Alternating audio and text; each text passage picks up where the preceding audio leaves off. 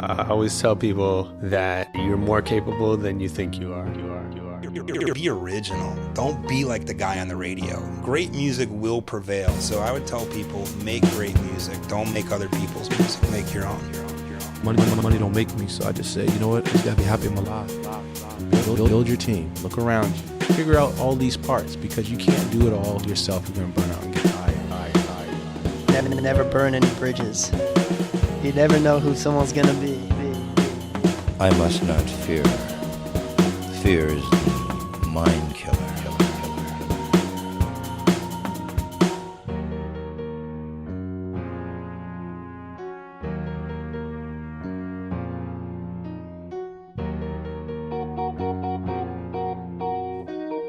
Welcome back to the Indie Playbook presented by Focus Noise. I'm your host, Eric Abel, and I'm proud to announce that we are now available on the podcast app, TuneIn, Stitcher. So please, if you like what you hear, subscribe, tell a friend, tell two friends.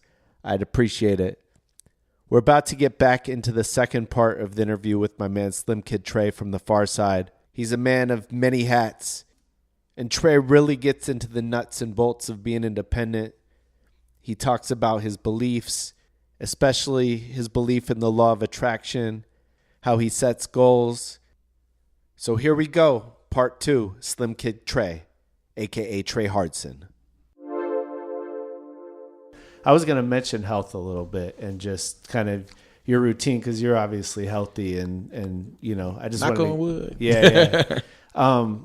But I also wanted to talk a little bit without, you know, naming any names or anything, but just about you've taken kind of a healthy path, and some of the people in your crew, it's been documented, you know, drug use and things like that. But I wanted to get a little into that because there's also like now there's you know, you even hear about microdosing in Silicon Valley. Yep, It's like so widely used. Yeah. And obviously some people see benefits to it. And, Okay. Yeah. So first of all, why do you think drugs are appealing to artists specifically? All right, drugs and sex. Let's just start there and feeling good and good times and good energy. Mm-hmm. People, how I look at sex and orgasm is people want to just have a moment where they touch the God concept. Yeah. Just for the moment. And it feels good. And it's elation. It's all it's everything in one touch that you don't get in the mundane, like day-to-day, you know, world. You know, like people just want to have fun and set loose. They want to get back to that free child state. Right. Yeah, which is a good time.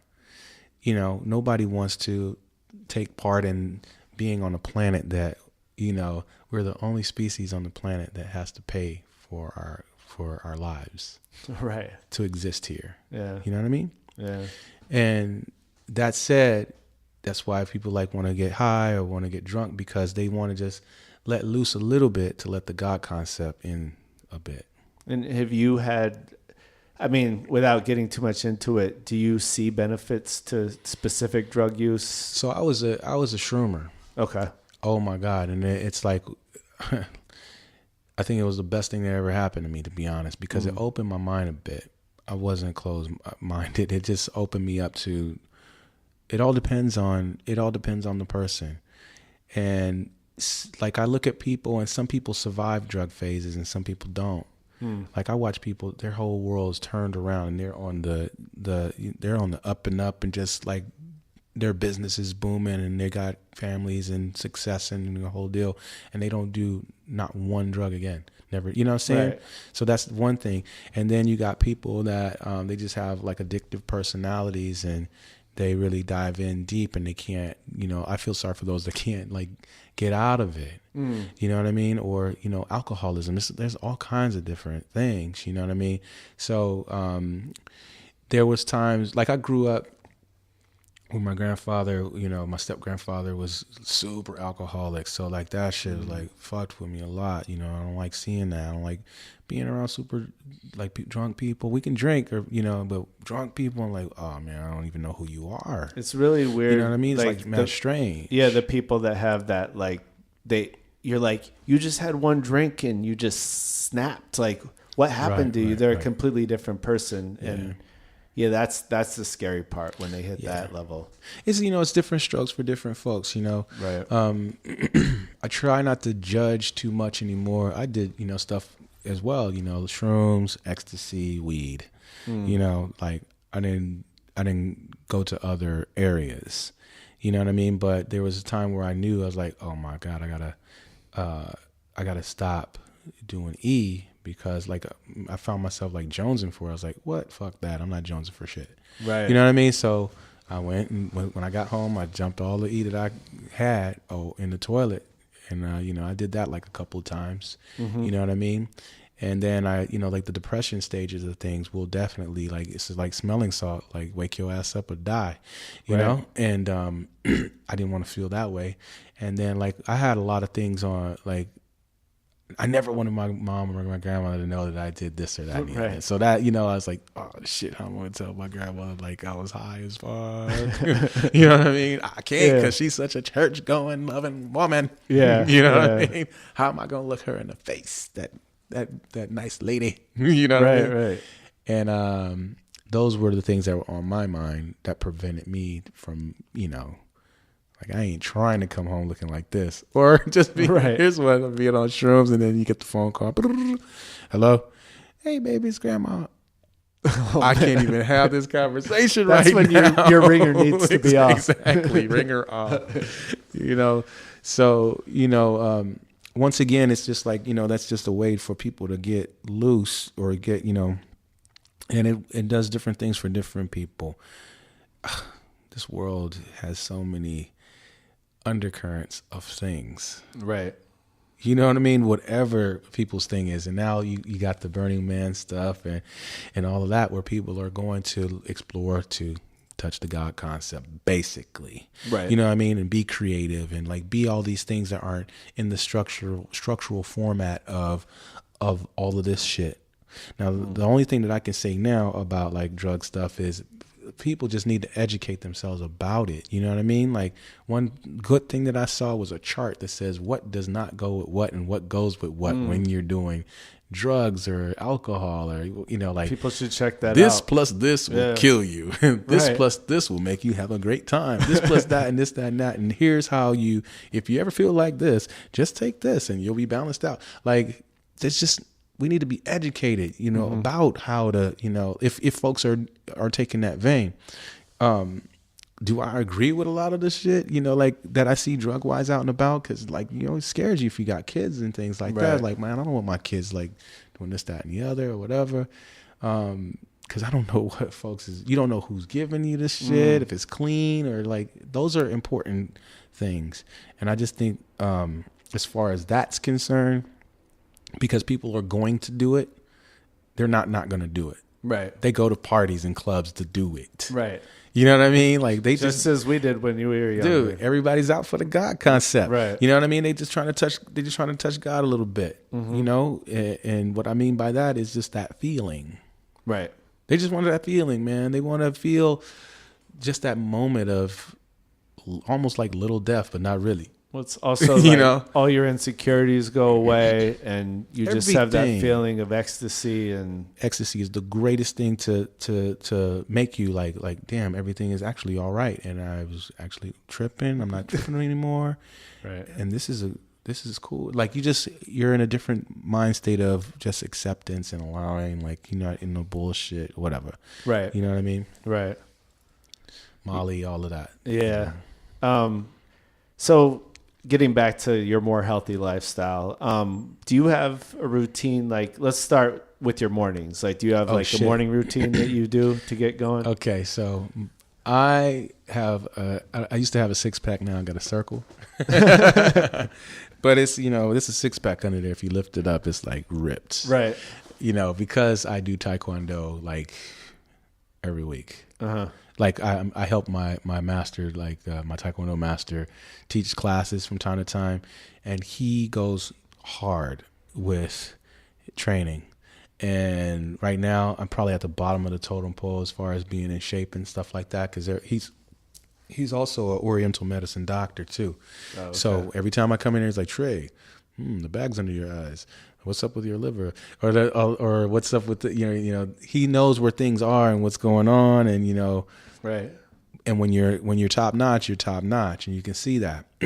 I like being in shape, as he said, like when you get older, you got to start working out more. So being, when you pass 40, it's time to be at the gym. It's time to do something like a brisk walk every day, or hiking, or nothing like, you ain't got to, be a bodybuilder, but you do have to be in motion. You have to do something, like when I'm at my grandma's house, I make sure that, she's eating 3 times, she's eating well 3 times a day, and she's doing stuff. Right. Or I'll take my mom, like, Mom, we're going to go hiking. All right. I don't allow them to not do nothing, because when you do that, like, your blood gets stagnant and all kind of, you need to move. You need to, like, that's the purpose of the body moving. You know what I mean? Like, when you eat and then you walk, and then now you got to pee, and then now you got to go to the bathroom. Like, those are like natural, like our system is fucking amazing. Yeah. Like, our system, like I look at the car and the car engine and all, like, the inner workings of how that works. And then I look at the body and how that works. It's like, damn, it's kind of parallel a little bit. Yeah. You know what I mean? Like, you got to put something in to make it work. Yeah, my mom used to always tell me that. But she did it to the point of complete annoyance. Like, she would use that metaphor of it's like a car. You have to put the oil in, and but she would do it to a point where it would just drive me crazy. But obviously I knew what the benefits, what she was talking about. So I just touched on something, huh? No, I'm good now. I brought you back. I've got over it now. But no, I mean, obviously it's important, but I feel like it's almost like a trick that this world plays on you by letting you be young first, because you feel so immortal, and you feel like you don't have to stretch before you go do anything. Yeah. You don't have to eat healthy. You could just skip breakfast. You don't have to eat till 4:00 and you're good. It's true. But there comes a point in time where you actually start to feel it if you don't do things correctly. Breakfast is important. You wake up, you put, like, you don't get up and I'm going to do a car analogy last time. It's all good. Like, if your car's on empty and shit, you can't go nowhere. Right. You can't. You just fucking can't. Or if it's on really low and you're trying to get, like, to a far distance, and let's say you don't have the money. Right.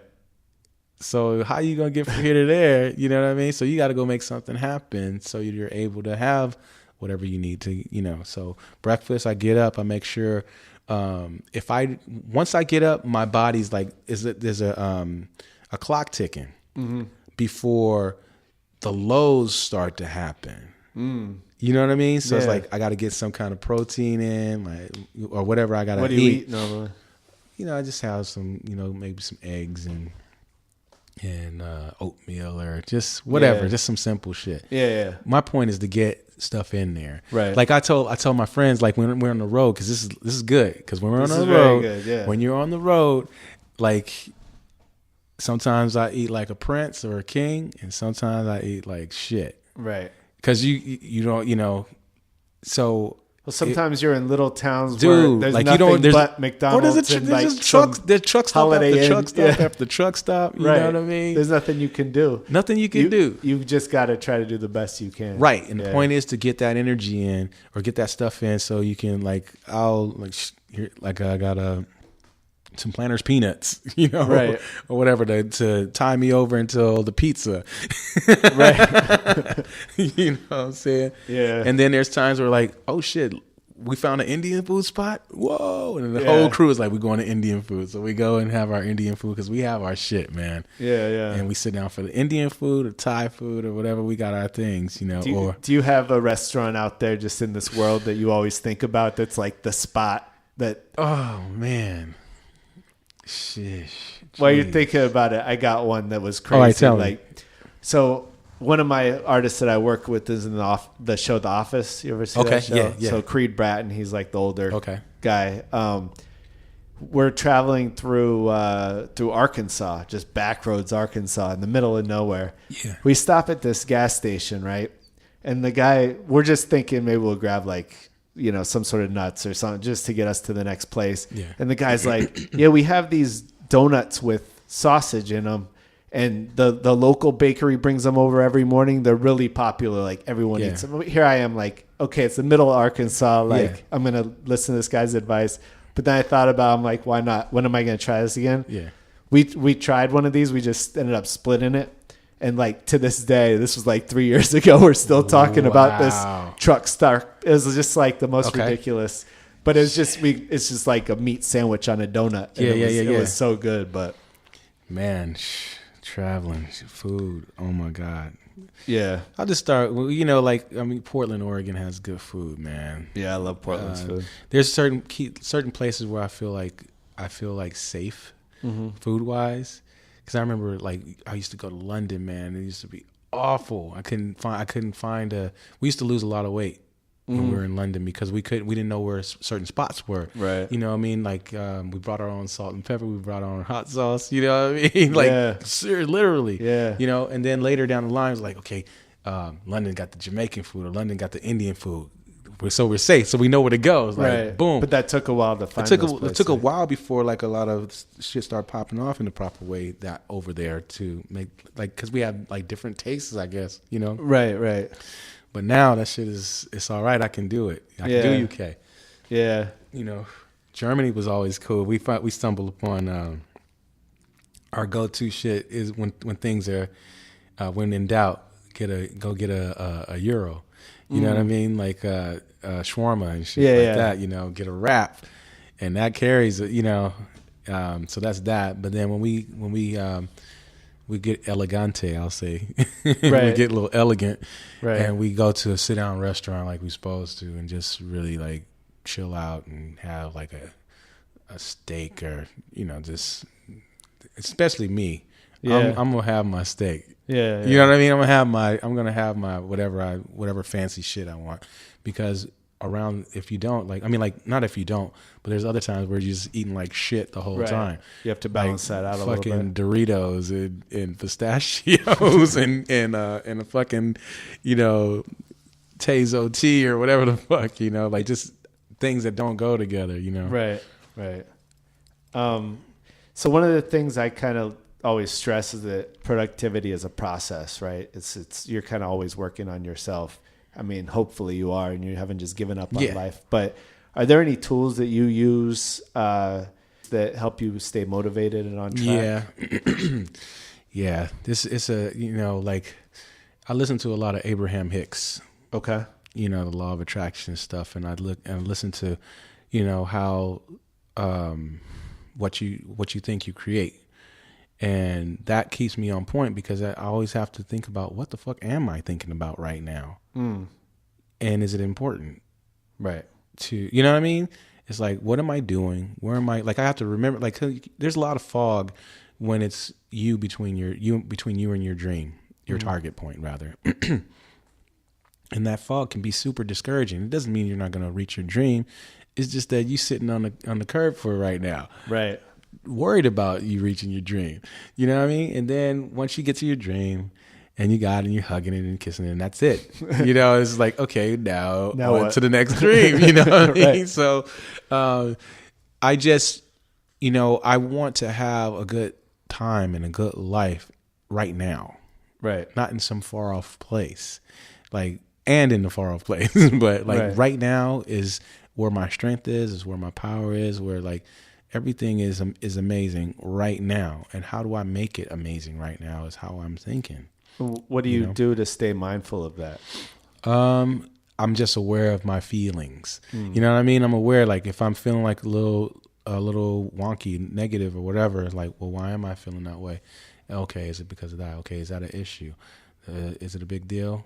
Okay, it is a big deal. Okay, well, why is it a big deal? Because of that? Okay, well, is it cool? Or is it important right now? Can it be handled tomorrow or whatever? Yeah, it could. Or like, you know, are the bills going to get paid? Yeah, they're going to get paid when I get the money, or all these different things. Like, and they get paid, and it's going to happen, and I'm not going to worry about it. You know, right? And because as long as as long as I handle my responsibility, I think I'm fine, and I'm one to handle my responsibilities, so I'm not even worried about the bill. You know what I mean? Because as soon as I got it, here it is. Right. And I want it out. Believe me, I got a thing, and I'm like crossing that out, and crossing that out, handle. And I smile like, yeah. Yeah. You know what I mean? I'm glad I had the money to do it. Right. Or I'm glad it is. Because I want to, like, I'm all about focusing on where I'm going, where my team is going. You know what I mean? Because those are important things to me. And how often do you set goals? My goals they've been set for a minute. I set a couple new goals just recently. Okay. But they're like family trips. Right. Do you, know check what I mean? back in? Are you like consistent, like every 6 months I'm going to check where I am with my goals? And I'm more of like, let's say like a family trip, and it's going to be excellent. So my grandmother always says, hey babe, I was trying to I want to do this thing and this, that, and the other. And I'm like, okay, Mom, just tell me the dollar amount. Because if you tell me a dollar amount, I can get to it.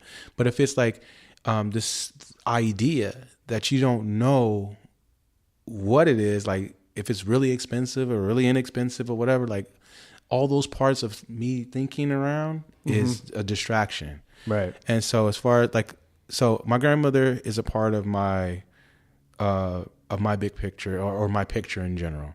And my grandmother and things can be a distraction. So I look at it like, okay, Ma, so we're going to fix the fence. Okay, how much does it cost? Did we come up with a number? We come up with a number. Boom, that's answered. Boom, so that's not longer a distraction to my bigger picture, which I stay on. Right. To get where I'm going. You know what I mean? It's like I'm flying a plane and shit. So if I'm flying a plane, I'm going from LA to New York, and I'm like leaning over to see the Colorado thing, and I'll start turning the plane down. I'm like, hey, we're going to New York. Yeah. You know what I mean? So I'm like, oh, I got to stay on track. You know, put this on autopilot, and then I can, you know, do all I can tend to the things that are tend toable. Right. And what's important is my grandma is important. My mom is important. My sister's needs are important to, or, you know, like I have those things that, and if they're good enough to work on their own, then that's great. You know what I mean? So my sister and I are like fixing up my mom's place, and we're doing like a lot of things. So, and we communicate, like all of, like everything is clear. So clarity, my point of all this is clarity is the most important thing. You know what I mean? Because you get to your goals. Right. So like, let's say my family trip, I look at the number, like I don't think about the trip, like going to there, because man, it's going to cost us so much money. Fuck, how will we ever do it? Like you can do that. Right. Or you can be like, my trip, and it costs X amount of dollars, like 10 grand. Okay, so that's fine. We'll get that. Right. And so along my path, it's like, here's a, 100 here, 1,000 there. And it's like, when I get it, like, it's how I feel. Like if I get like $5 grand, it's like, okay, well, I can put 2 on that towards that. Right. And I can, and I'm still like going about my thing. So it's just how you looking at achieving your shit, and then you achieve your goal, and it's so much fun. And then you set another one or whatever. So I haven't set them in a while, but the ones that I did set are pretty cool. That are aside from my big picture. Yeah. Yeah, it's dope. And I'm always that big picture dude. Yeah. In my particular life, Yeah. See, for me, it's like I've struggled with being organized for my whole life, and I'm finally like, all right, I got to be organized. I got to set specific goals. Yeah. I got to take the time to, write in the morning and not just, put together a checklist, but, what am I grateful for in my life? Think about that stuff. And it kind of helps, just clear your mind. It puts it all out there. And I think it's easier to kind of achieve the things that I need to do when I can visualize it. Yeah. I don't know. But that's me partially just because I'm normally so disorganized that I need to like, Here's the cool thing, man, about that in general. You know what it is that you want. Right. That's all you need to know. That's true. All the parts come in. They just come in. The right help comes in. Everything just comes in. Yeah. Like because you know your target. Right. And that's the thing, man, because like we kind of like get this, we're like, oh wow, we finally see what our spark is and what it is we want, or what, and then we just getting into like all this shit of how to do it. But that takes me to something I was thinking about prior to this is I think a lot of people are just afraid to take action. Sometimes like they have an idea in mind, but for some reason they're scared to just jump. It's overwhelming. Yeah, and there's a quote from Teddy Roosevelt that I thought was really dope. That's in any moment of decision, the best thing you can do is the right thing.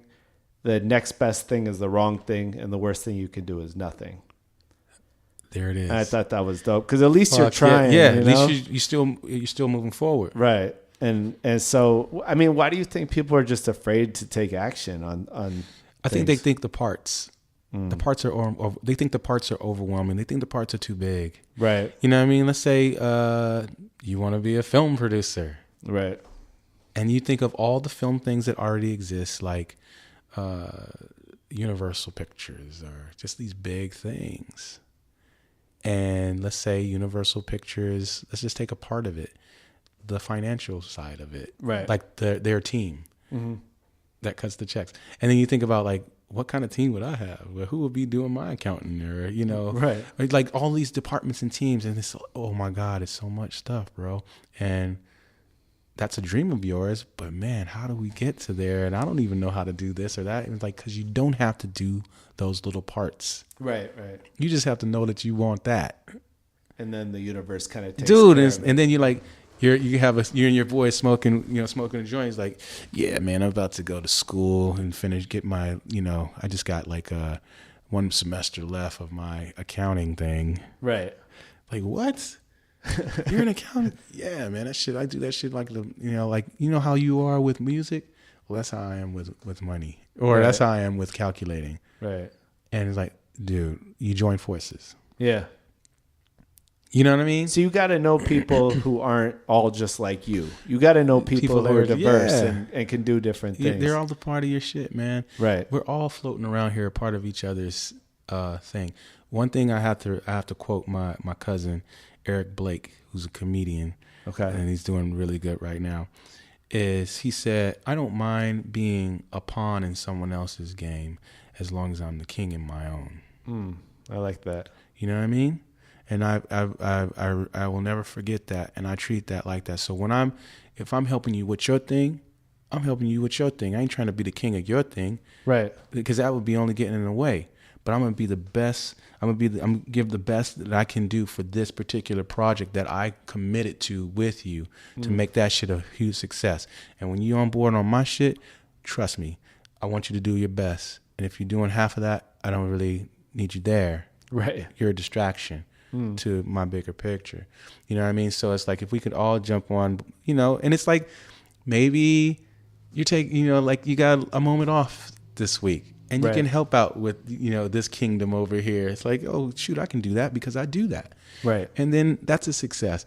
And all we're doing is like kind of like, and there's no ego involved in this shit.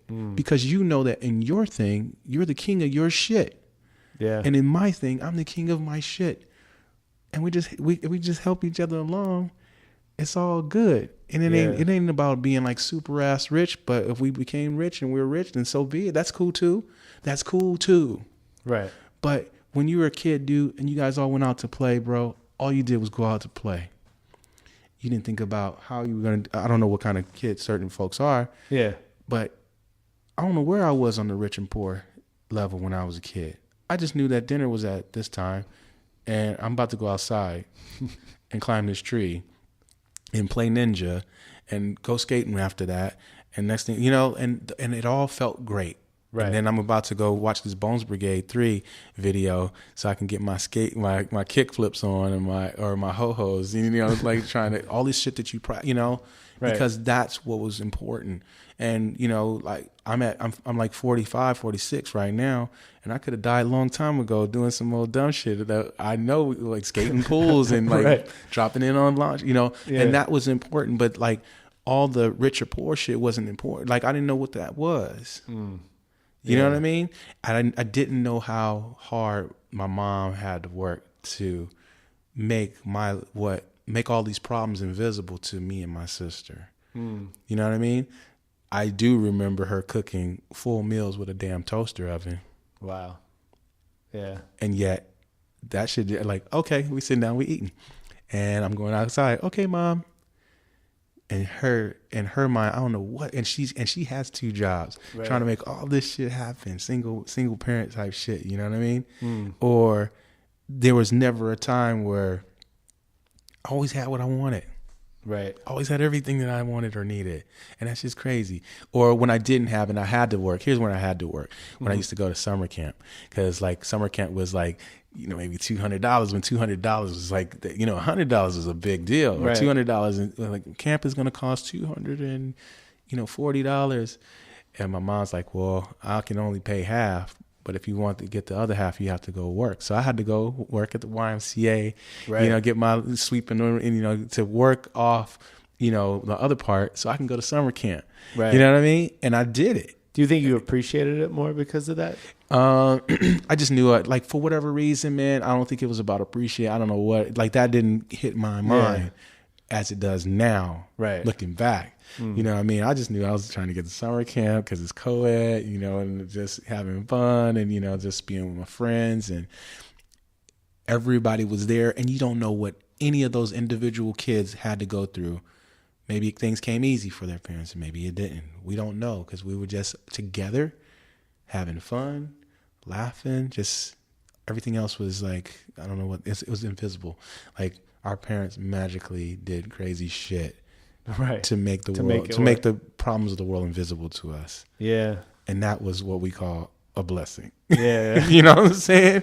Yeah. Shit. It's crazy. I mean, and now as a father, do you like, and I'm asking you, I guess, father to father, because I have a 9-year-old and he's an only child. So he has that mentality of not really being thankful for a lot of things because he expects it. Yeah. Is there anything you do specifically to teach your kids gratitude? My son came equipped with portions of gratitude. I'll say, you know, because like I'll do something, or I'll go buy this or go buy that, and he'll be like, you know, you didn't have to buy that, you didn't have to do that, it costs a lot of money, or you know, like he's mindful of that stuff. You know, however, when it comes to a s'mores frappuccino, he'll take an extra large one. Thank you. And he'll drink yours too. You know what I mean? Well, that's delicious. What are you going to do? It's delicious. It is. But, you know, and he's a teen, but he's mindful of, he's conscious of that. Yeah. You know, he's into basketball. He's like on he was on a all year round team. Mm-hmm. And it was a traveling team. So me and his mom are like, we gotta go. We gotta get hotels, and we like you're just that kind of parent. You're like you just have to you have to do it. And here's the magical thing about being a parent or being in a situation, a good situation, is it's not just you. And if we can get into understanding that it's never just us as parents, because if it's not, you know, my wife handling things, it's me handling things. And if it's not us handling things, it's the grandparents that's handling things. Or if it's not the grandparents, it's the great grandparent. You know, or if it's not that, then it's my grandma. Or somebody's sending, this is going to work. Right. This is going to happen. Oh my God, we just bought a house. You know, wow, this is great. Like, this is happening. When something's not going right for one, I got you. When I'm looking for the other, I got you.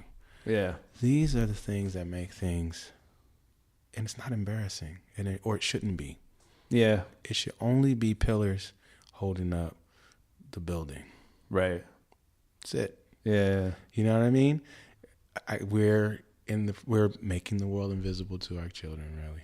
Yeah. You know what I mean? As we teach them about the world. Right. You know what I mean? Because I'm one to I keep it very real with my kids, I keep it very real with my kids and their friends. I'm mindful of the friends they're around. If there's friends that are around them that I think might be just not desirable or whatever, or what have you, I get a little closer to that kid. I get in that kid's head, and then I show him where he shines. You know, and if it's something that works and they can both be on, they're both cool kids, you know what I mean? That's cool. But if he's like one of them things, if it's like something that that kid's just fucked up. then I gotta, I have to let my son know, if I teach my son enough good things or enough cool things, he's able to see that too. You know what I mean? It's like I want my son to be able to foresee a situation. Have you ever had to tell him don't hang out with that kid anymore? I had my things. There was this one kid. I'm like, I don't know about that kid. But they were little, you know what I mean? I was like, I know exactly where those motherfuckers are going. You know what I mean? But what I did instead was became a part of their unit, but not being a part of their unit. So I would always go to the playground with my kid because I don't know how kids are. Kids are fucked up. Yeah. So I would go and they'd be playing basketball, but I wouldn't be like right there on the court, like, like trying to be Mr. Dad and shit.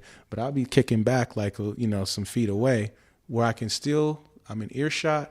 I can see what's going on. Everybody's playing fair, and stuff like that. And eventually people are like, yo, what's up, Sean's dad? Or hey, Sean's dad. This, that, and the other. Da, da, da, da. And I'll ask them, like, yo, what's up with your grades, man? I heard, stuff was, what you doing?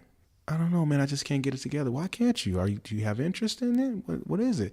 Yeah, it's kind of boring. I was like, well, you got to find some part in that class because you don't have a lot of time in this class left, so that's the good part. But you got to take interest in something to get you sparking so you can succeed in that particular class and make it happen for you. Like let's try to figure out how to make this fun. Right. Yeah, I never thought of it that way. Or find things that what drives you. You know what I mean? So this is how I talk to my son's friends. Yeah. And my son. And like my one of my son's friends, like last year he couldn't be on the team, and they're all ballers. They're everything basketball. And they're really fucking good. Yeah, and so he wasn't able to make it. And so this year when I took my son to to orientation for 10th grade and stuff like that, I saw his friend, and I looked at him. I was like, "What's up, man?" I was like, "What's it gonna be? Are you gonna play this year?" It's like, yeah. I was like, you gonna have a better time with your grades and stuff this year? What's going on? You gonna be focused? Yeah. You know what I mean? Like I want to let them know that I care because someone cared about me. You know what I mean? When I was young, Lamont Henry, I got to put his name out there because he was like a mentor. Like I was in the Boy Scouts and he was my Boy Scout leader. Right. But we was a different kind of a Boy Scout crew. It was like a ghetto hood ass Boy Scout troop. You know what I mean? Yeah. like when we there, we don't belong here. You know what I mean? Right. But we learned so much. You know what I mean? And then, from there, he just kept us out of trouble. He was always, like, we got this happening over here. Come to the YMCA or whatever. You can be a camp counselor, and all these different things. And I learned a lot. Wow. I was always out of trouble. And I think that the universe did that for me, because, growing up on the street that I grew up on, like, you go this way or you go that way. And it didn't mean that the ones that went that way was bad folks. No. Those were my folks. Right. We played football in the streets. You know what I mean? In the streets, like tackle on the sideline type shit. Right. You know what I mean? Like one of Curtis Conway was one of my homeboys as we were little, and he played for the Chicago Bears. Yeah. You know what I mean? So it's like we all good. And it's like there's this, I don't really look at the streets in a bad way, but I just, because they know about they knew about the system was a fraud early on, or you know what I mean? Right. Like they had to make it how they can make it, and they had a different view about things and stuff like that. And so like that was that. And then there was me, the skater, non-gangster, but all these are my folks. Mm-hmm. And then my other folks, were like doing the same type of, hood stuff. And I'm not looking at that stuff in a negative way whatsoever. It was just means to an end, a way to get it, how to get it, right? To feed your family. Like everybody's went through it, right? And there's different levels of shit, and I truly wish it were a better system. You know what I mean? Me too. I truly wish it were a better system, man, because it definitely doesn't have to be that way, right? You know what I mean? But it was what it was, and I learned so much from those that they had their ear to the street. And you need somebody at every level. You need somebody with their ear to the street, and you need somebody that's on top of the world. And when those but with no ego in between, and all that shit just makes a great community. Like even like I don't go to church, and I don't really promote it because I'm not with it.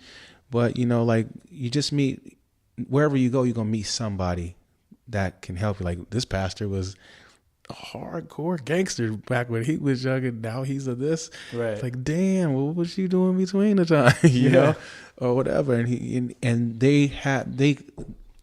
where he's at now, he's able to help those that may be on the edge in certain worlds, and can like the universe. He can help them a lot better. He can help exactly that has never been there, that don't know nothing about it. Right. You know what I mean? And so I kind of I'm taking my eye off of being judgmental, so I can like, you know, the world is actually kind of fresh. Yeah. You know what I'm saying? Like, you know, you don't know who you sitting with. Yeah. And they might be that little something to help you, you know, move forward just a little bit more in whatever it is you're doing. You know, we all walking each other out. Yeah. We all walking each other out the door of life. Yeah. You know what I mean? It's like what we do while we in it. You know what I mean? And to me, that's important, you know. Yeah, that's really dope. So I just have kind of like a series of quick questions to run through. I call it the encore. But I just wanted to know first, can you take us back to a time where you felt like you'd hit rock bottom as an artist, and like what you did to pull yourself out of that? Yeah, man. There's a couple times, man. Like I have this tattoo. It's a phoenix. Okay. Because you have to recreate yourself all the time. All the time. What happened when I hit rock bottom, man, it was like, you know, I thought that was like the most embarrassing thing that could happen to me. You know what I mean? I remember living on this place called Irolo, and I taught this is before I taught at MI.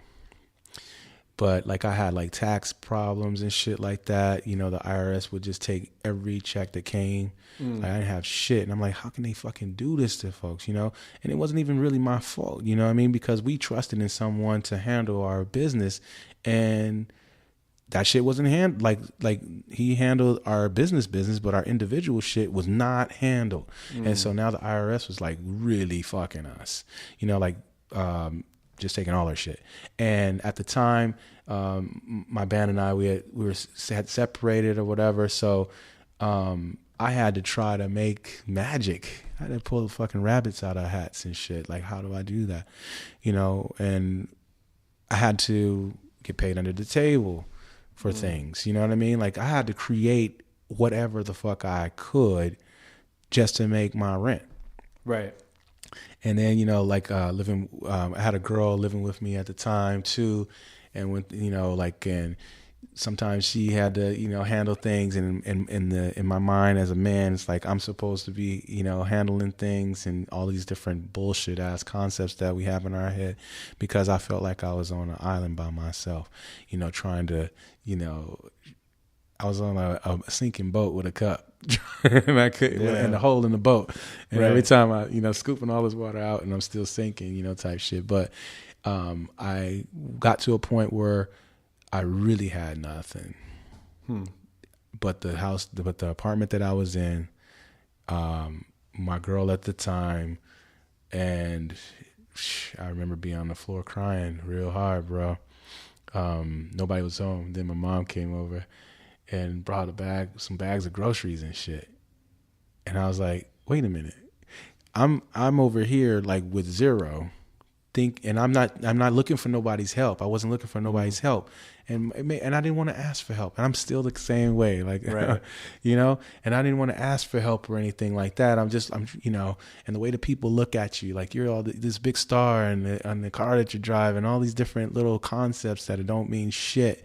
Right. You know what I mean? And I got all this on my mind and on my head, and I'm just down and I'm just like, I got nothing. I'm just crying, like broken glass on the floor, because, you know, me and my girl were arguing and shit like that, you know, and just, I felt like that was a super ass low. Because how am I gonna do this?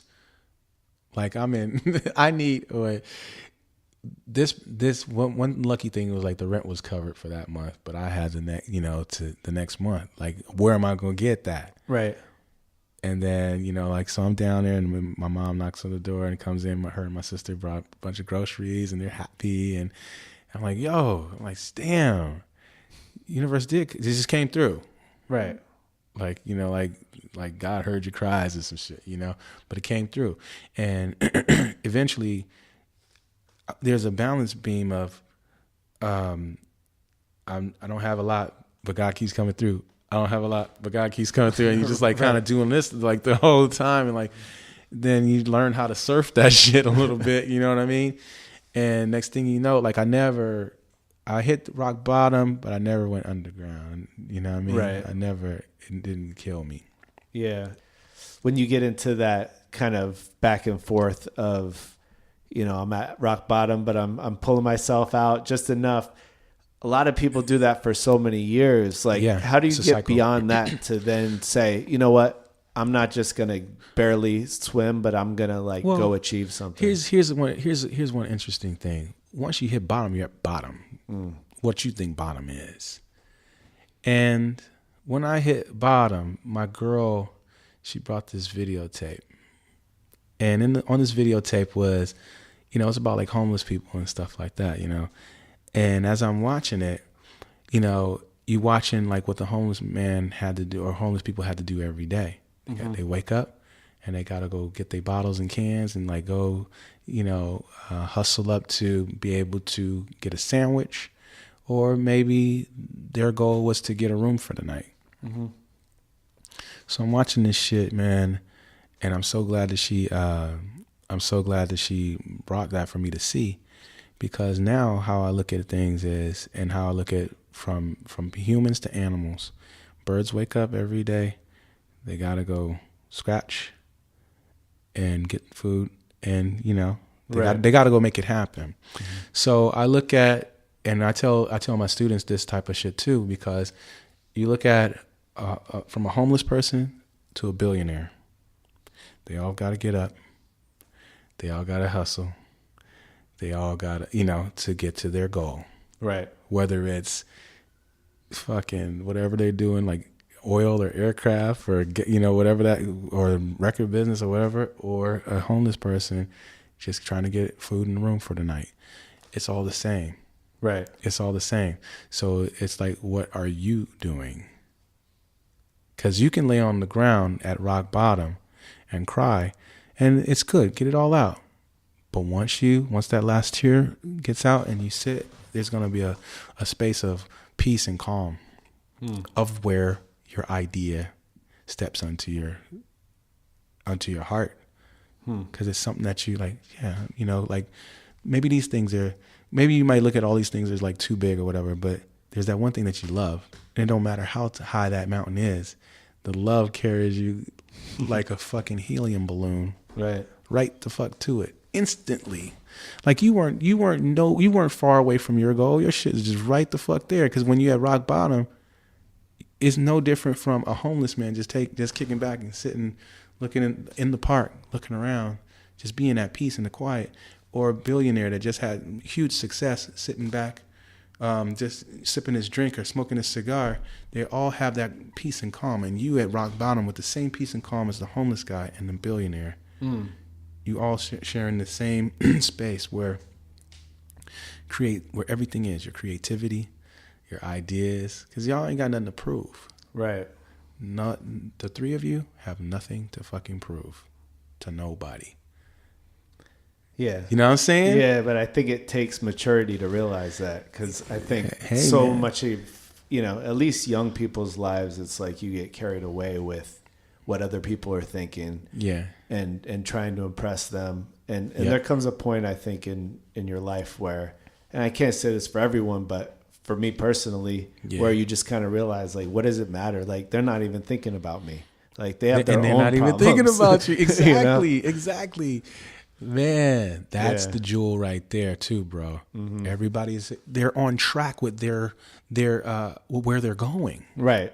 They don't have time to sit and worry about what you're doing. And even like relationships, like, you know, the timeline of a relationship of any person, it starts at one point and it goes to another point.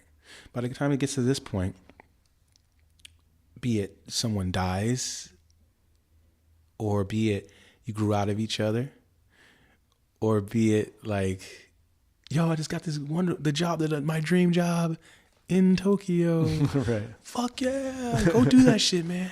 Yeah, just forget about me, man. Just go do your thing. Just Yeah. go do it, man. Just live that life, man. I'm proud of you, you know? Yeah. And then you guys, like, that's just, these movies just tell, like, they got a time, they got to start and they got to fucking finish. Right. And maybe, and that's whatever level of energy that is right then. Yeah. Then you guys are, doing your thing, and like maybe years later you come back around like, yo, what are you doing here? I don't know, man. You know what? My business started popping off, and here I'm in Monaco, and who do I see? You. How did the Japan shit thing? Oh, it was great, but now I'm on to this other thing. Yeah. And you guys are homies again with the new timeline type of situation. Right. You know what I mean? Like, this energy just does that, man. We're all like little like and unlike poles, magnets and shit. Yeah. Coming together and going away. Yeah, it's no coincidence when that stuff happens. Yeah, and it's all good, man. If you could just kind of step back. Right. It was totally unrelated, but just kind of moving through the questions. What's one tool or piece of equipment that you use for work that you couldn't live without?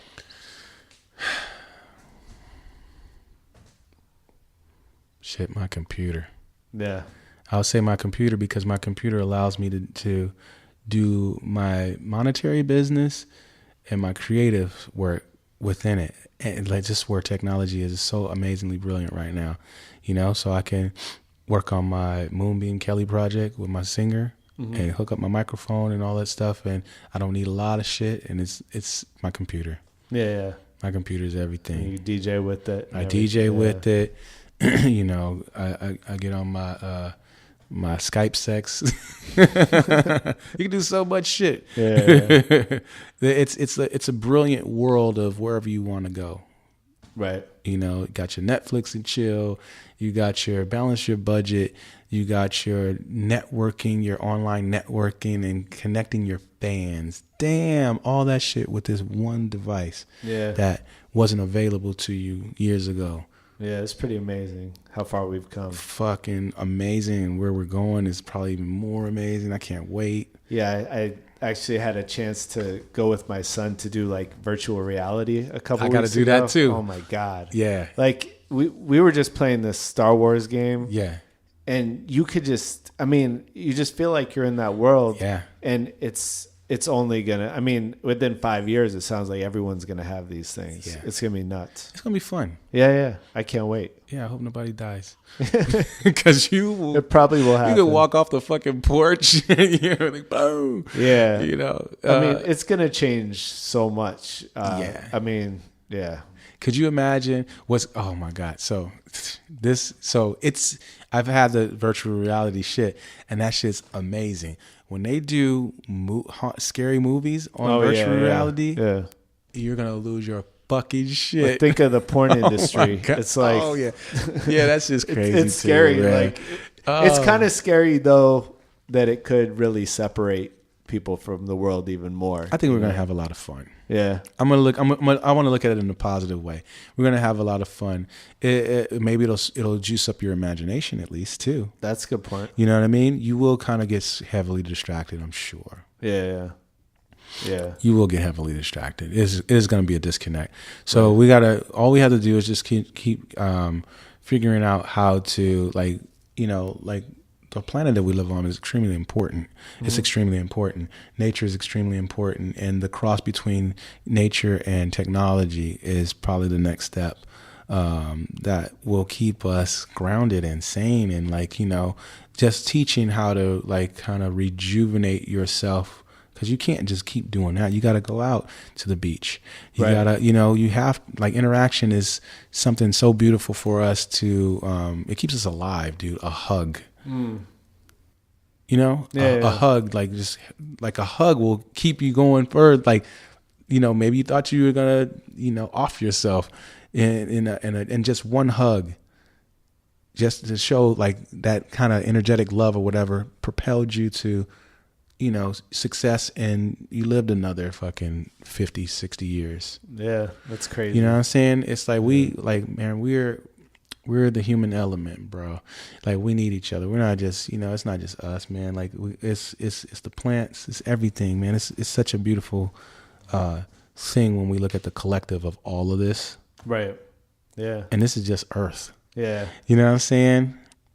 Now, the virtual reality stuff, to me, to get on some way out shit, the life that we live is kind of like a virtual reality. You know what I mean? Right. And then when we put on those virtual reality glasses, it's taking us like, whoa. Yeah. You know what I mean? So it's just like we just, eventually just going through dimensions anyway. Yeah. You know what I mean? So it's probably preparing us for like some super major shit, like avatars. We'll be avatars, and we can consciously jump. Like if this body's, going bad, avatar him to the next. You know what I mean? It's right.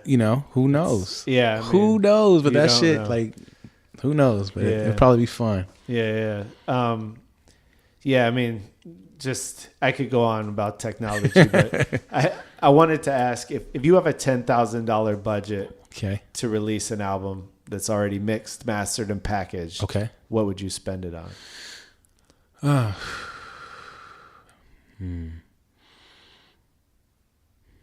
Probably something social media marketing, getting the big buzz up. So would you hire someone who specializes in that? I think so. Or a online PR person? I would get PR because you got to get visibility. You know? Do you recommend anyone that you've worked with online?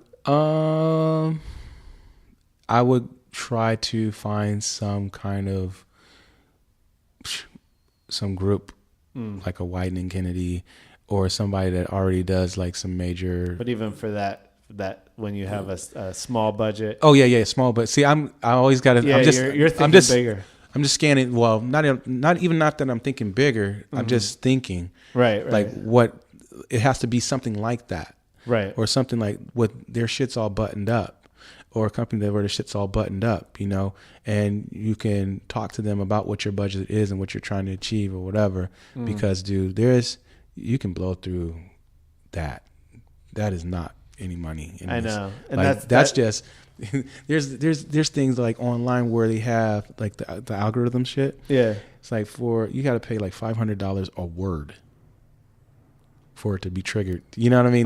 Like to get your shit into like the scope of for people to see it. Yeah. Are you talking about like Google, like just some like organic search engine stuff? Yeah, like search engine shit. Yeah. So when people search this word, here comes your face. Like and it's right there. Right. And then all these other keywords. So for each keyword or whatever, it costs, like $500. Right.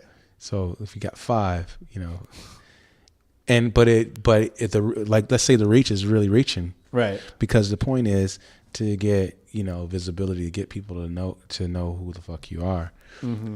It's such a crazy thing. It is. Well, that's why I guess I asked 10,000 because I'm thinking bare bones. Like it's good to think that way. Artist, it's good to think that way, right? Because that makes me think, what do I really do? Yeah. And I will look through all the things I could do free first, right? Because that's just how I have to do it. Mm-hmm. And then I have to have my ear to the industry or the industry street or whatever that is to see what I got to do. A lot of researching before I could say where I would spend 2,500 of that 10. Right. You know what I'm saying? Yeah. Because it's going to take like components, or how can I maximize on this 10 to get the thing. Yeah. I mean, and I was just having this conversation yesterday with an artist. Like there's nothing worse than spending, say, $1,500 a month on a 3-month campaign for PR and getting nothing out of it. Like no interviews, and you just blew. I mean, for an independent artist, $5,000 is like, that's a lot, Yeah. I would, man, this is so, it's good you're saying this. Yeah. Cause that's a reality. Right. Even $5,000 or whatever. Like, but 10 is like, that's a reality for a lot. Yeah. Because people are like, oh shit, I got $10,000 and I can, all their wheels start spinning. But where that shit will, it go like, like a match head, just, right. So where do we, like when you hit that match head, where do we fucking where's the gasoline? Put that shit on, and it's gonna make the biggest impact. Like what do we do? and you got to research. You got to fucking research. Maybe ask some teens. Right. What do they do, or what? Because they're gonna make shit work. Like teens are good, and the ones that are savvy are good because they don't have money. What are they doing to make noise? Yeah, they figure it out. I mean, and you kind of gotta just do that. They've developed a fan base on Snapchat or on YouTube or whatever they're So doing. you gotta just put your ear. You gotta kind of go research a little bit and see what to do. I don't know. That's a very good question. Yeah. No, I mean, I think that's a great point. Is look at someone and what they're doing. If it's someone that has actually achieved where you're trying to go. Just follow some of that path. Take some of the advice. And so being independent and teaching kids that, they're not in a position like me because I already did a lot of footwork. Right. So it's easier for me. But for them, nobody knows about them. How are we going to get them visible? It's like you got to fucking really think, where is this kid's shit relatable to other shit that's out there, and try to pay your PR to get stuff in that certain thing where like the tastemakers and where they're doing, or record pools or DJ pools, or I would fucking get my DJ network up. Yeah, that's a good point. Because at the very least, it's like I can pay a little money to get in a certain DJ pool, or my shit's gonna get out to somebody that's gonna hear it and get it into, you got the DJ pool is important. Yeah. We DJs are important because we have our audience and it's set. Right. How many people do you think you're going to reach as a new artist? Shit, you might reach 1,500 people in your fucking campaign of your first record. Right. You know what I mean? Yeah. Like that's some crazy shit. Like you can go on a full ass tour and the only amount of you only reached 2,000 people, or less in that run. You know what I mean? What did you do when you were there? But there's good shit too. Like even those 2,000 people, because how I think about it is, if I inspired 2,000 people, there are 2,000 people that can talk to 100 people about us. You know what I mean? I was gonna say, have you ever read that Kevin Kelly's 1,000 True Fans online? No, I gotta check that out. Oh man, it's so dope because it really focuses on how you can create a living off of 1,000 true fans. Yeah. You don't have to take over the world. Exactly. If you get 1,000 true fans to each pay you $100 a year, you're good. Yeah. And I think sometimes people just try to go too wide Too with big. it. You know? Oh yeah, that was my point. Because I was like trying to get to a point of it. I was like telling my folks you don't have to put a wide net out. You could just you can go regional. Right. Like because the kids that are coming up that I have to try to figure out how to get them going. I was like, if you're in LA, do shit here, do shit in San Diego, do shit in a 100-mile radius. Right. And keep working that shit. And the next is keep working it out a little bit more, and just keep doing that. And the next thing you know, the fans that you just entertained are from other places. Yeah, and they get the buzz about you. And wherever you're hearing the buzz is where you go. You know what I mean? Yeah. And if you just I can see that there's a plant over here that's so you water in that. Well, now you can see on Spotify where people are playing your music, which you couldn't do the intel before. shit. Right, right, yeah. You got to. That's why you need K-Nat on your team.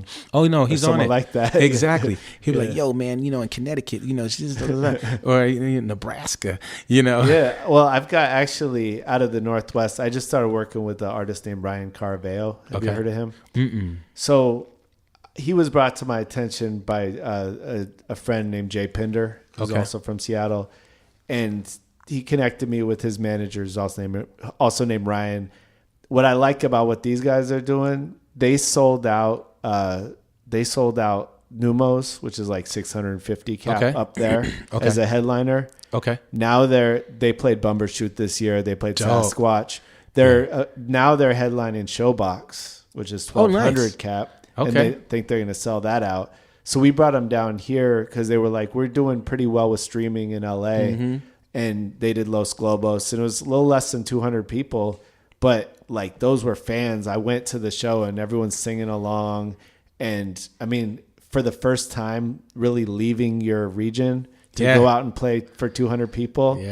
And so now we're looking at like, okay, Texas is where they're next, you know? So it's Yeah. like they're piecing it together, but this is the first time I've kind of been a part of this from the beginning because I Yeah. usually work with people who are already established. Right. So it's dope. So that's good for you. Yeah, I need it. That's 'Cause good for you, man. It's exciting. Yeah, 'cause hell yeah. Yeah. Like I told them like, if I'm going to come aboard, I want to be a part of the team from the beginning. I don't, Okay. you know, Dope. yeah. So All right.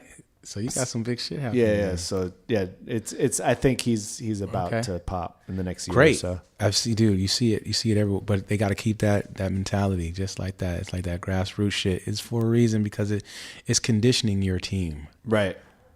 basically. Yeah. And the shit that they probably mad at that they have to do is shit that your team would be doing. Right. So why not you? Because like that was another big thing of the failure side of things is like always thinking that you know like I need my label to help me. Right. Yeah. You know. Yeah. And I had those type of cries all the time, but once I started doing it myself, it's like I know what it's like when I'm in a record pressing plant or a CD plant, and how much it costs, and you know the artwork and all that. Like I know how to put it together. I know all of this shit. And then there was a time where I was just like, you know what, when CDs were and sales were going down in that capacity overall, I was like, I'm not gonna print any more CDs or vinyl anymore because everything's gonna be like digital. Right. So in expense wise, for me, it's like, oh, great. I don't have to pay that cost. I can focus that money somewhere else, you know, and because you have to, as an independent, you thinking, Right. Because You're the looking at big everything. picture is the most important thing. Mm-hmm. You know what I mean? And so like, here's the kicker, man, because I was just in, we go to Europe all the time. It was all right. Right. And I had some of my monkey business, music that I did with my boy Tony Lazier from Portland. Well, yeah, I know Tony. Yeah. And I had pressed up some CDs, like, you know, just like a small box of blah, blah, blah, but, you know, CDs at $20 or whatever, you know, is good shit. And the stuff is good quality stuff. So I'm selling them at the edge of the stage. You know, people like, I just had like hands full of money because I'm selling the CDs. And there's this one guy, he's like, you have vinyl? And I was like, no, but I got the CD. He's like, nah, I think I'm okay. I want vinyl. Yeah. I was like, and I sat there and I was like, so you mean to tell me you're not going to take one of these CDs with the you know, music that's on here, it's hot shit, and you can have it now? He's like, yep, I'll just wait for you to get the vinyl and I'll be ready to buy a couple of things. And I'm like, okay. I have to respect that. Yeah. Because guess what? When I have vinyl, that motherfucker's really going to buy a couple pieces. Yeah. But I was like, damn, you know, I have to think about that crowd because there's a bunch of them. You Right. know? So, Right. you know, so New was like, you know, you should get some 45s and stuff like that. And that's, you know, that's a game too. So it's a lot that can be still done. Right. You know, because when you're traveling, it's like so much has changed. And, you know, it's like, so if I press up vinyl, I'm going to press it up overseas because trying to fly that shit over, it's going to cost you money to get it on the plane. You know, like that whole. Yeah. It's just not even worth it. It's yes. So you got to, so I've been like kind of like mentally figuring out where everything is. And Right. how, you know, Yeah. and now I'm ready to move forward. Yeah. Now I'm ready to do it. Yeah. You know what I'm saying? Yeah. Like even t-shirts, all of that shit, I have to put everything on pause, man. Just like, cause I have to think about. Yeah. So not to cut you off, but what did you take for granted when you were with the Pharcyde and you had this whole team around you doing a lot of that stuff that now you have to do yourself? Shit, man. Well, I learned that you're not an island. You Right. gotta, you know, it's only the team. Yeah. It's only the team, bro. And when you get like when they have like these merch deals, and it's like an 80-20 split, you know, or let's say if it's a 60-40 split, and you mad about the why they gonna get 40? Right. You know what I mean? That's high, by the way. 40%. Yeah, but here's the thing: it's high, but what's the point? The point is like you can sell. Like I don't. It's like you can. I'll have you guys sell this and that because your reach and all the stores that you got in, it's just gonna move. All right. Like what's the? Oh, I thought you meant actually live in the venue. No. Yeah. I'm talking you know about. they do 80-20s. No. Yeah. Oh, yeah. They do in the venues. So Yeah. certain venues, like I can. So here's the point of all of this shit. Okay. I got product. Right. I'm gonna move this product. This deal with this person can be 60-40. That deal can be 80-20. You know, it's all in. I'm pressing this shit up. I need to make, first off, how much did I buy it for? If it costs X amount per t-shirt, I'm selling them at this one. Like, it's all about, like, I'm going to move this merch. I'm going to move this shit. Yeah. And it's like, well, if you want that kind of a deal, well, you can sell these things, but not these things. Right. You can. It's all in what you negotiate for. You don't have to have all of my shit with, like, no, that's not a smart deal for me to do a fucking 60-40 with you, and you have this for X amount of years with me. Like, no, like, I can say that, or I can be like, fuck it, okay. Long as the bottom line is to make sure that this ship is sailing proper. Right. Right. You know what I mean? Yeah. And, you know, like, and how much did I spend to make it? As long as I'm making what I, like, let's say, as long as I'm making what I think I should make, and then that over the top, I don't give a fuck about what's over the top. Like, I already made what I wanted to make. Right. Then you're just being greedy a little bit. You know what I mean? Yeah. And it's like, so if a company is trying to work with you, and they're really not trying to cheat you and gyp you, we can talk about it. What's fair? Right. Like, you know, like, I don't want motherfuckers to, like, work for me and they only get this little crumb and shit, you know what I mean? Because that doesn't help their whole team and system, you know what I mean? You want everyone to win. We want everybody to fucking win. Yeah. Because why? They're going to, like, they feel good about, like, we're working the blah, blah, blah project for the next 3 years. Right. Because there is an end date. You know what I'm saying? Like, there's an end date.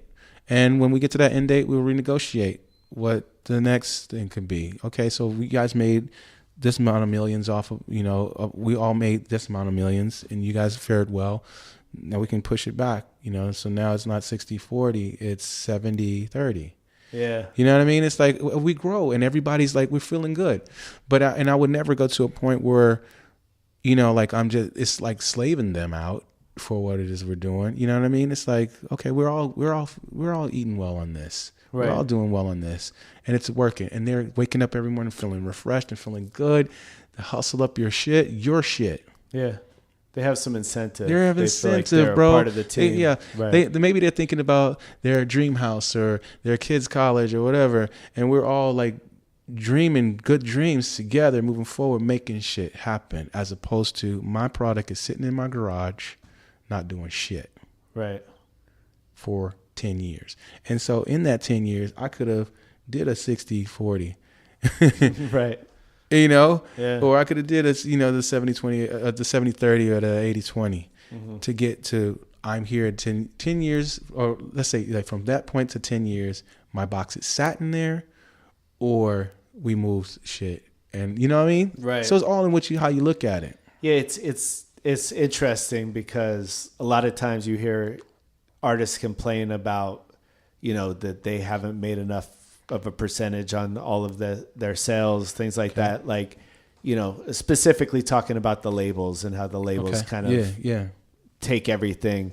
But there definitely is a lot of greed in the music industry. Yeah, so I'm not trying to say in all parts, all parts. But there are people who are working your project that are part of your team that work for those labels that have to get paid. So like there has to be a balance there where those people are going to want to work for you too. Like they're going to want to put work in. Like I said, everybody had, like, money is only incentives for people. Right.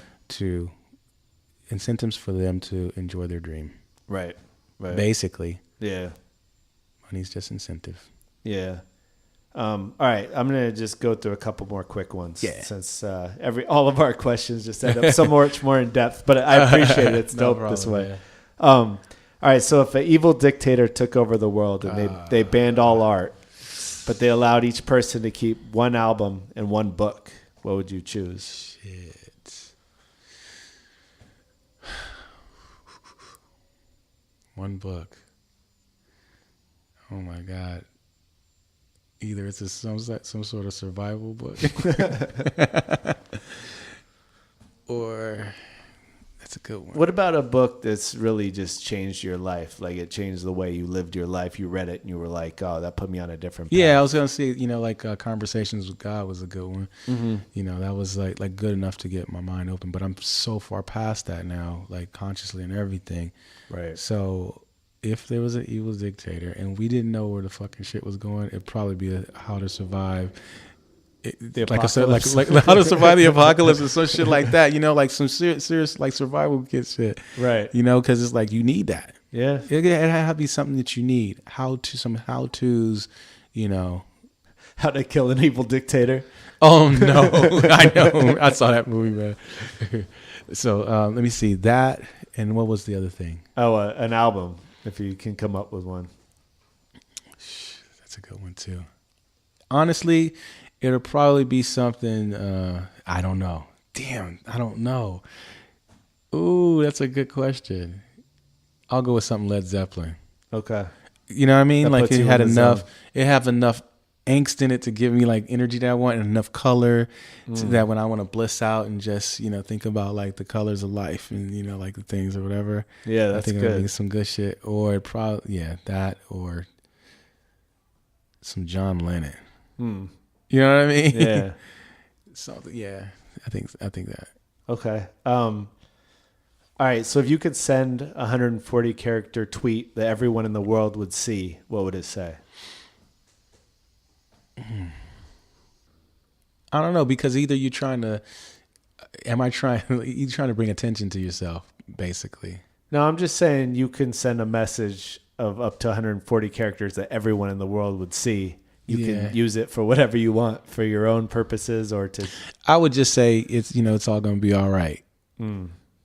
Seriously, because obviously, like, we'll get through it. Don't worry, everything's going to be all right. We'll get through this. We've done it before. We'll get through this. Some shit like that. That's a good point. You know what I mean? Because we got to keep the morale high so that we can really get through this stuff. Right. You know what I mean? Yeah. Yeah, I like that. Yeah. So yeah, that's pretty much it. I got a bunch of other questions, but I really appreciate it. That's what's up, man. Where can people find you online? They can find me at trademark.com, TRDMRK, or .net, trademark.net. Yep. Okay. You can catch me on Instagram at Slimkid3, the number 3, and Slimkid Tre on Slimkid3 on Facebook. Okay. And Slimkid3.com also. I'm just fine tuning some shit on there. That's why I didn't want to say it. Oh, okay. Well, maybe by the time this airs, it'll be all up and running. Yeah. I'm working on it. Trust me. I emailed the guy the other day because I'm like, oh shit, I have the wrong booking agent on my shit. I need to change that. Oh, no wonder. All right. Tre, thanks so much. Yo, man. thank you. This is a super good interview. Man. Yeah. I really appreciate it. I appreciate it. Hell yeah. All right, man. Cool. Yeah.